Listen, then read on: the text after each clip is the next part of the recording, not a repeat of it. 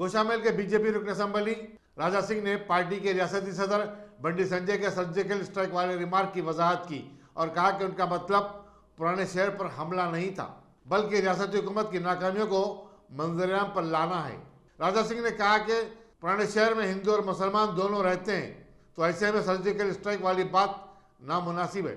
उन्होंने कहा कि शहर में अमजद की बरकरारी के लिए चीफ मिनिस्टर के जो दावे हैं वो गलत है। ये टीआरएस का कारनामा नहीं बल्कि शहर की आवाम को उसका क्रेडिट जाता है, जो हिंदू मुस्लिम भाईचारगी को परवान चढ़ा रहे हैं। उन्होंने कहा कि शहर में गुड़म्बा तो बर्खास्त किया गया, लेकिन इस कारोबार से वाबस्ता अफराद की अब तक बाज़ाबातकारी नहीं की गई। కేటీఆర్ గారిది ఇప్పుడిప్పుడే మీడియాలో ఒక వార్త చూసిన, బండి సంజయ్ గారు సర్జికల్ స్ట్రైక్ చేపిస్తా ఓల్డ్ సిటీలో ఈ హిందూ ముస్లిమ్స్ అట్లాంటి మాటలు చెప్పే వీళ్ళు ఓటు రాజకీయం చేస్తారని కేటీఆర్ గారు కామెంట్ చేస్తున్నారు. కేటీఆర్ గారు మీ చాలా స్పీచ్లు నేను వాచ్ చేస్తున్నా. మా టీఆర్ఎస్ వచ్చిన తర్వాత హిందూ ముస్లిమ్స్ కొట్లాట లేదు, గుడంబా కంబో లేదు, ప్యాకాట లేదు, ఇది లేదు అది లేదు మీరు అంటున్నారు.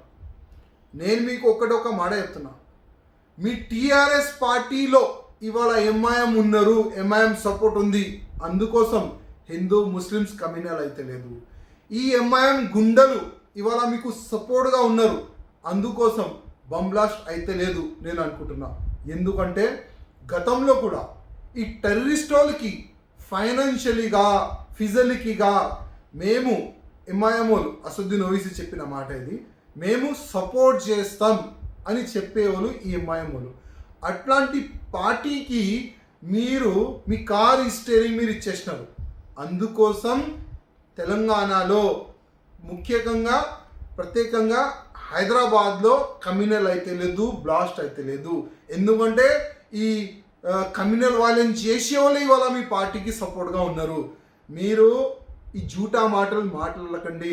ఇవాళ తెలంగాణ ప్రజలు, హైదరాబాద్ ప్రజలు, సికింద్రాబాద్ ప్రజలు, గ్రేటర్ హైదరాబాద్ ప్రజలకి అర్థమైపోయింది ఈ టీఆర్ఎస్ వాళ్ళు జూటా మాట చెప్పేవాళ్ళు అని ప్రభుత్వం పబ్లిక్కి తెలిసిపోయింది.